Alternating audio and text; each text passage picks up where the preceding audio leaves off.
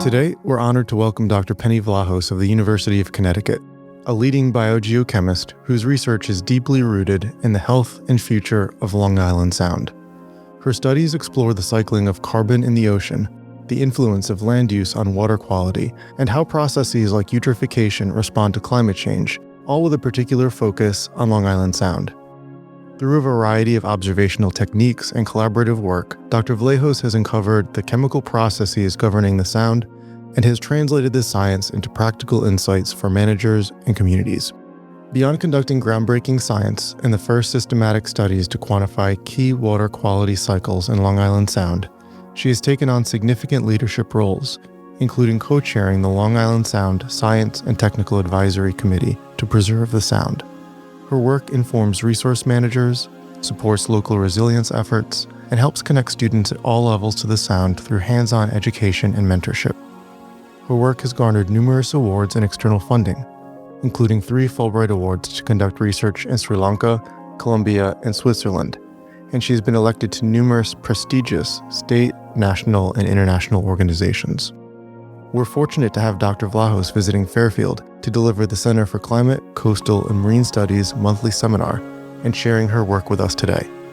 So let's dive in, literally and figuratively, into a conversation about Long Island Sound, coastal research, and climate resilience with today's guest, Dr. Penny Vlahos.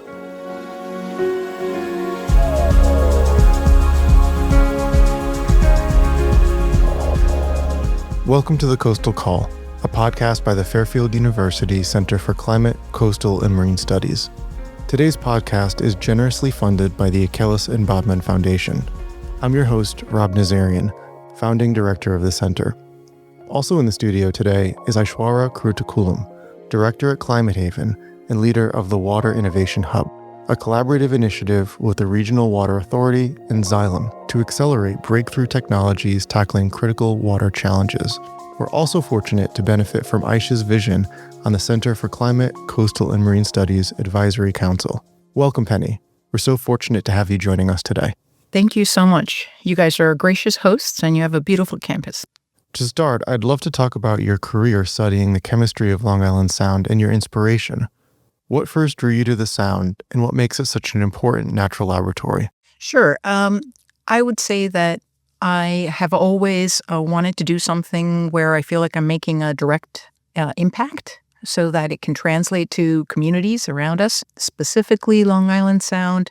My background is in chemical engineering, and I have a very systems approach, to how chemicals move in the environment. So the focus on Long Island Sound really was because of my position at the University of Connecticut and my vested interest in the area and preserving the area. Yeah, and through your research, can you share a moment where you kind of realized how dynamic the sound really is and also how vulnerable it is?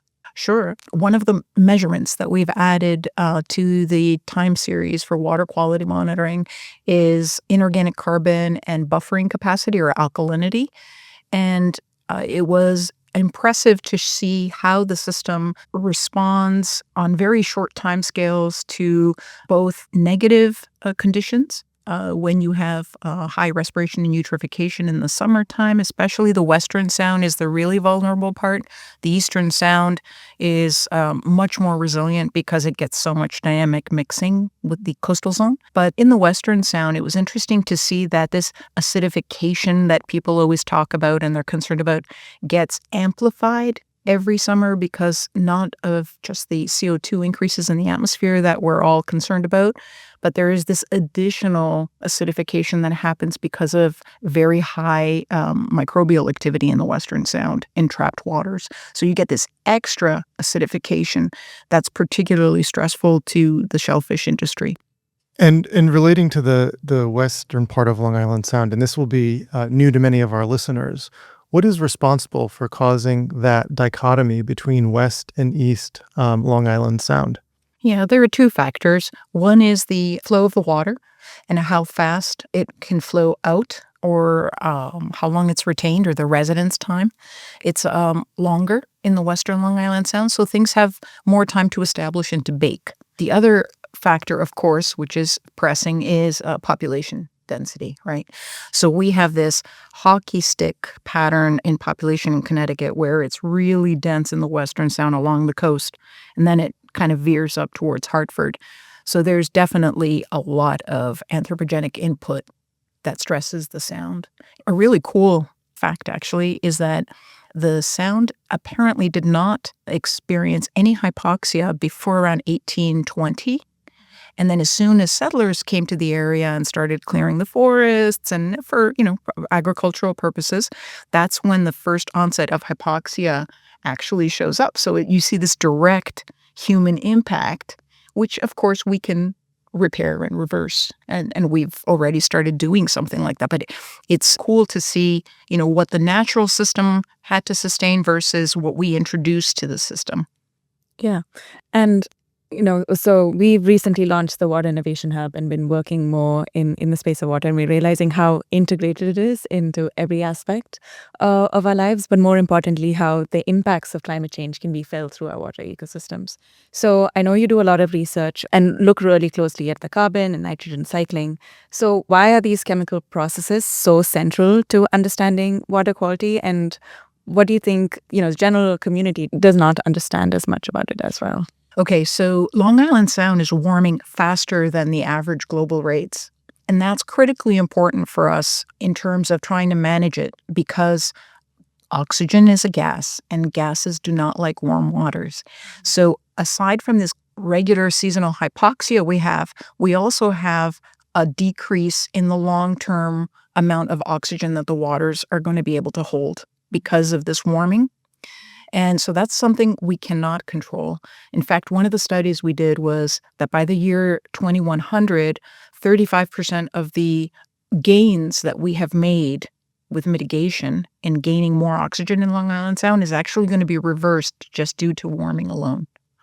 So that means that we have to plan intelligently and strategically to avoid the consequences that we know would be inevitable, like fish kills, serious consequences to the shellfish industry, consequences to human activity. And there's so many things that are related to the health of Long Island Sound, including the real estate prices of the area, right? Is this a place that people aspire to be because it's a great, healthy living environment? Also, psychological health. If you're near clean waters and you don't see dead fish, you tend to be happier. But those things, they put a damper on your daily life, whether you're consciously thinking about it or not. So I think it's a no-brainer that everybody wants clean water, a healthy environment. Nobody is going to be able to be, immune to bad water quality. It would affect our air quality. It affects, the food that we could be getting from the resource. So everybody is in the same boat. We all need to be working and be very concerned about this. The good thing is we can predict a lot of these things. And so we actually know what needs to be done. We just need to educate people so that they understand why we are asking for certain things to be done or suggesting certain mitigation strategies, and so that people also see what the benefit is instead of thinking that they're just being dictated to for no reason. Absolutely. The personal connection to the problem is kind of key. There was a study that the Yale Program for Climate Change Communication did on the coastal Connecticut and understanding, if there's coastal sea level rise, how would that really impact their homes? And if the impact was not directly to their homes, there was very limited interest in taking action. To give people credit, everybody has so much to worry about. Putting food on the table, paying their bills, getting things. Maybe it's hard for them to keep adding other things. They're like, let somebody else worry about that. Or, is my property going to flood? Okay, then it's not my problem right now. Of course it is their problem, but it's a matter of at least getting them to acknowledge that it is a widespread problem, that all boats rise with the tides or sink with the tides, and that at least they are encouraging to the people who are putting their efforts into dealing with these things.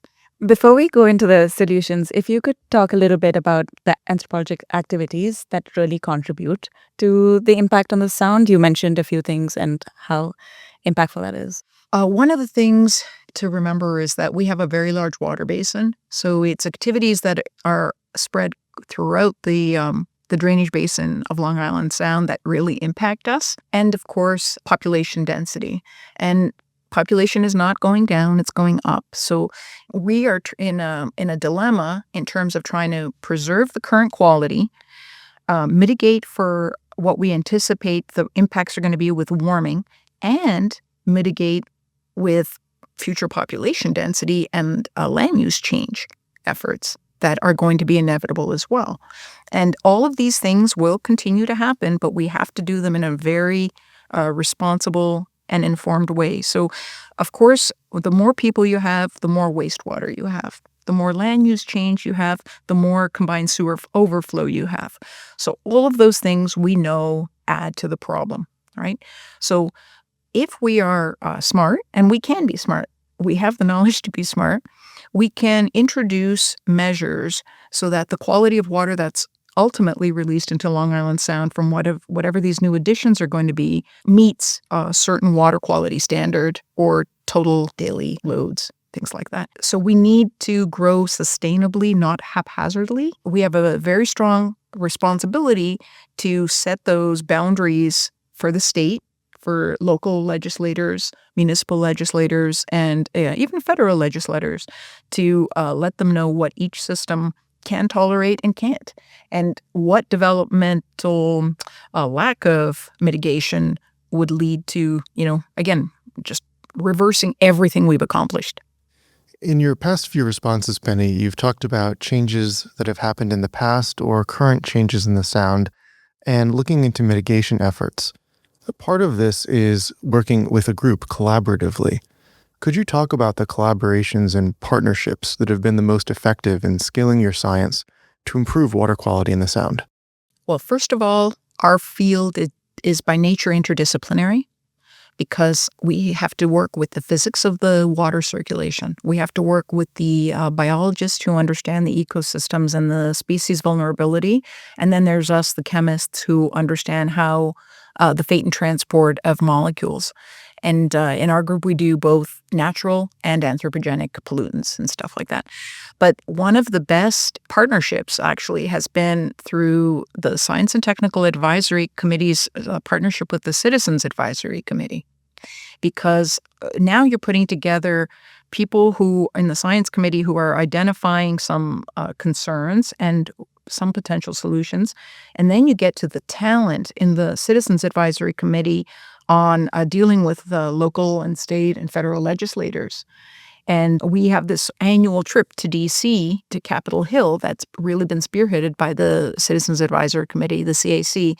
And these people are the ones who really increased the federal obligation to Long Island Sound. They're the ones who made it happen because they had that know-how. So that partnership, I'd say, is probably the strongest one we've been able to establish. Yeah. Could you talk more about, your day-to-day as a biogeochemist? What does that look like? And you've covered a lot of elements of your research so far in terms of alkalinity, in terms of carbon cycling, but would love to know what the day-to-day for students who are exploring this field. Okay. So, of course, it depends on what makes everybody excited and happy. But I am like a kid in a candy store. I love, love, love what we do. I do not go to work. I go to play.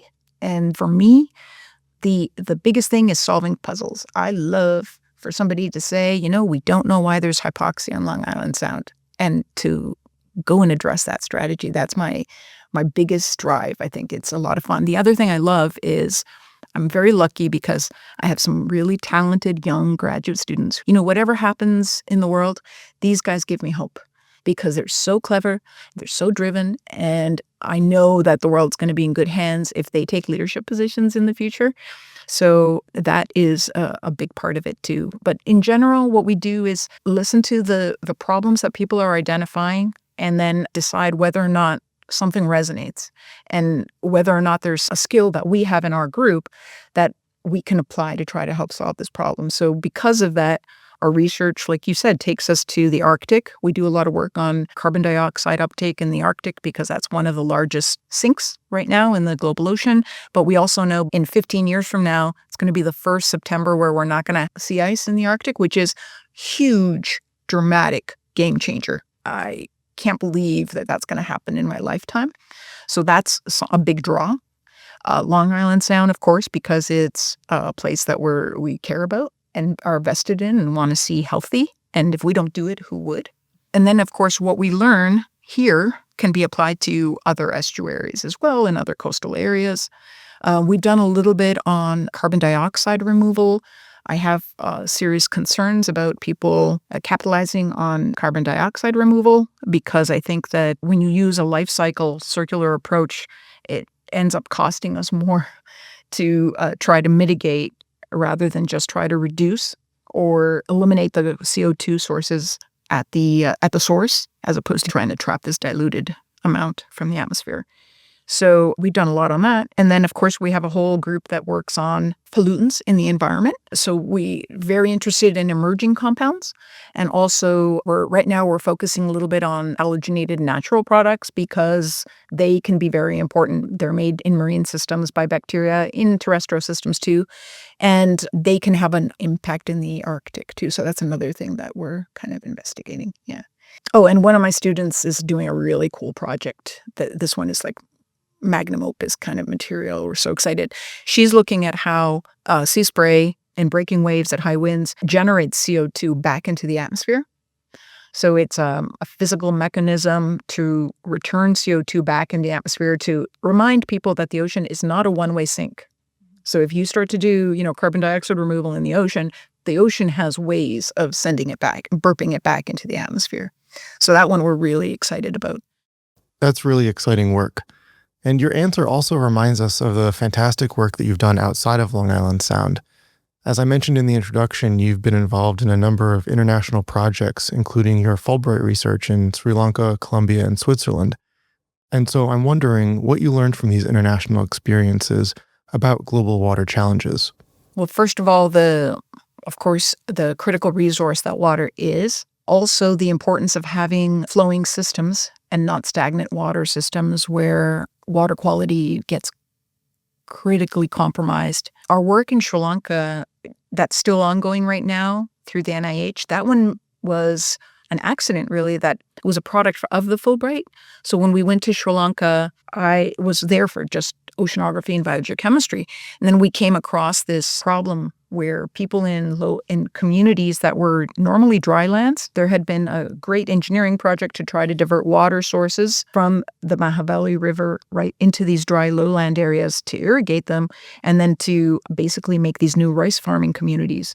But these people were suffering from an extremely high rate of chronic kidney disease and kidney failure and dying. And so that catalyzed this field trip and then this collaboration with Stanford University and nephrologists there. And then so there, talk about interdisciplinary, right? We're talking about a very diverse group of people coming together to try to solve what's going on. And of course, our perspective was it's the water they're drinking. Since then, we were able to identify a lot of compounds that were in there that were nephrotoxic. And then the people in these towns now have reverted to reverse osmosis water. So their water is cleaner. And the rate has gone down significantly. But the thing I loved about the project, though, is because we could do something on a humanitarian scale. Because when we did the work, we thought, okay, we're going to give these people free environmental consulting. And so because they participated and they helped us collect all this data and we tested their wells, but at the end of the study, we actually gave each one of them a report on what compounds we found in their well, just told them that you cannot drink this water because this is what we found. And that we also gave them their biostatistics, like this is where you were on the kidney spectrum, and this is the hope that you have, if you take these measures to try to prolong their lifetime. Because the people that were in the study were already identified as having the kidney disease, but of course some of them were at early stages, so that if we could get them to stop drinking, minimize the exposure to the toxins and reduce protein and so on and other things in their diet, then.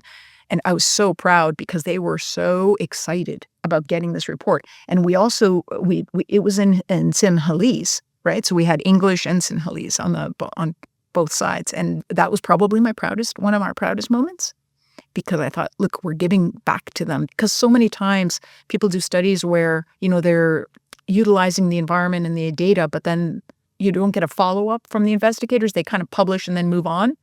But I don't want that to happen. I wanted to give back to them to make sure that they understood that what their involvement was important. It meant something. That's so wonderful. You were able to really give back to the community, and they were empowered to make their own decisions and see for themselves as well. We didn't cover too much about kind of the mitigation solutions that you've seen through your research. Would love to learn more about what you're seeing as potential pathways that can be adopted, that is at the early stages or requires more research as well. In Long Island Sound, I think we already know what we're going to be up against and what further reductions we need to just maintain the quality of water that we have right now. So I would say that the important thing is going to be to focus on the Western Long Island Sound, focus on regional total maximum daily loads, and also to be very careful about new developments, land use change in the area, and anticipate what those impacts are going to be. The university has a center called CLEAR that does a lot of GIS analysis on the area, so it's really good because they've already looked at, what areas are impacted with, cement coverage and, non-porous media on the ground and things like that. So there are a couple of things that we need to focus on. Nitrogen continues to be the limiting factor. So we haven't gotten to the point where something else is more important. We still have to solve the nitrogen problem. So continuing to reduce nitrogen in terms of CSO overloads and also of course, the wastewater treatment effluents. There's some groups working on trying to come up with locally farmed fertilizers from using even different kinds of phytoplankton and, seaweed from Long Island Sound, and then using that to apply so that it's like a closed loop. You take the nitrogen out of Long Island Sound, you bring it back for the agriculturalists, and that would be a dream come true. Something like that. That's really smart environmental management. One of the things we also have to do is continue these types of solutions. You can't tell people, we don't want you to apply nitrogen fertilizer, but then on the other hand, give them no alternative, right? So you can't just take with one hand without giving with the other. So you need it to be a reciprocal kind of thing. You need to give them alternatives. So I think making those alternatives known at the onset is very important. And also, education. I mean, this is huge, right? We need to show people that we're doing these things for a reason, not because we're trying to keep busy. And the other thing that people are putting a lot of energy into is water treatment facilities and new tertiary treatment methods that can further reduce the nitrogen input and water quality. So I think that's an ongoing science that needs to continue. Given the number of projects that you've discussed that are specific to Long Island Sound, I'm curious, are there any mitigation efforts that were adapted here that could be scaled to other regions? And related to that, are there any successes in these global efforts? So Long Island Sound is a success story. We've been able to reduce the area of hypoxia significantly ever since the wastewater treatment plants introduced tertiary treatment and reduced the nitrogen loads. So it's already a success. I think the beauty of that is it shows other areas and other estuaries that taking action actually produces results over really short timescales. So as soon as those mitigation strategies were met, within 10 years, we saw a significant drop in the hypoxic area. So there was a really fast return on that. And there's no reason that can't be done in other areas as well. So I think definitely Long Island Sound at this point, I hope it continues to be, is a success story and definitely a protocol that other regions could use globally. This all ties very nicely with the Jesuits and the 4 pillars of education. One of those pillars, or preferences as they call it, is accompanying our youth in a hope-filled future. And so, as you've just said, there's clearly reason for hope here in Long Island Sound. Continuing on this theme of students, for our undergraduates at Fairfield, what advice would you give them if they want to get involved in marine chemistry or climate research? Okay. I would definitely tell them not to be shy, to definitely use the resources that they have to network as much as possible. Keep an eye open and see what excites you, where you feel like you would like to serve. Also, be patient and do not be disheartened. You will see blocks along the way. for different reasons. There will be personal blocks, there will be professional blocks, there will be competition blocks, things like that. You might not get the position that you originally were excited about. Don't give up. It takes a long time to get things changed. One of the anecdotes I've heard is it takes 20 years to change a culture. So if you are inspired to work in the environment or anything actually where you were excited about seeing a change, and we do need it, by the way. I think we've lost touch in some of the things that are most important to humanity. And I think a lot of people are, especially young people, are still optimistic enough that they still have that flame inside them, that they should be planning for the long game, not for immediate accomplishments and things like that, but really just to set a path for yourself and follow that path. And if you are stubborn and you stick, it will happen. And it will, there will be bumps along the way, but it will happen. At the start of the podcast, you mentioned so much of your work has been led by curiosity. So what's one discovery or moment from your career that still inspires your curiosity today?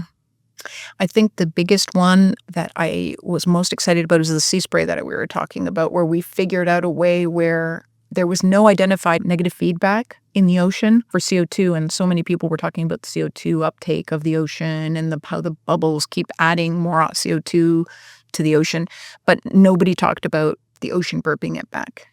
And it didn't sit well with me. I thought the world knows it has controls. It knows how to balance itself and take care of itself. So just because we don't know how it all works doesn't mean that it hasn't figured it out itself. So that one, I think, is the one I'm probably the most proud of. Penny, as we're talking, I was just thinking about this week. I took some of my students out on Long Island Sound to take some water quality measurements. And for many of them, even though they're science and physics majors, this was the first time they had done so, and you could really see their excitement. You could see their curiosity being piqued by the work out on the water. And so it's really fantastic to hear about what piques your curiosity and to see it in our students as they're beginning their scientific careers. Thank you. Our deepest gratitude to Dr. Penny Vlahos for joining us today to share her insights, expertise, and passion for understanding the chemistry of our coastal waters. Today's conversation reminds us of the importance of the Sound, how its water quality has far-reaching impacts for the region, and how collaborative science can have a significant impact in solving real-world problems. We hope this discussion has inspired you to explore the water around us a little more closely and perhaps to find your own way of contributing to the health of our planet. That's all for today's dive on the Coastal Call, but we'll surface again next month with another inspiring conversation.